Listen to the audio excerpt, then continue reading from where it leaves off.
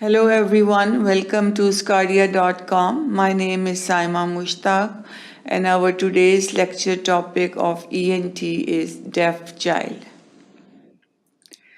We divided our lecture into 5 sections. In the first section, we will talk about the etiology, and we divided our first section of etiology in the overview, prenatal causes of childhood deafness, and then perinatal and postnatal causes of deafness.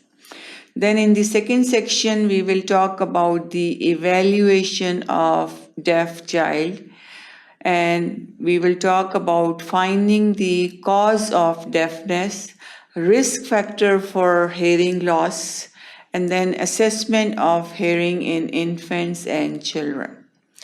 Then in the third section, we will talk about some tests which will include the conditioning and objective tests.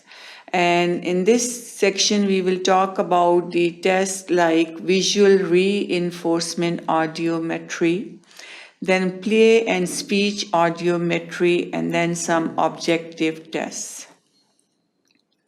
In the fourth section, then we will talk about the management of the deaf child, in which we will mainly talk about what are some preventive measures we can take to avoid the deafness in the children. And then what are the different hearing aids used for improving the hearing, and then cochlear implants.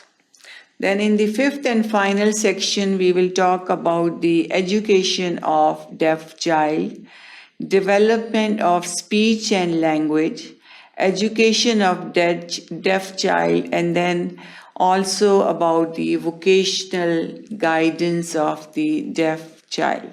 So all this will be covered in our today's lecture topic. We will talk all about the risk factors, causes, then management, investigation, and then education of the deaf child.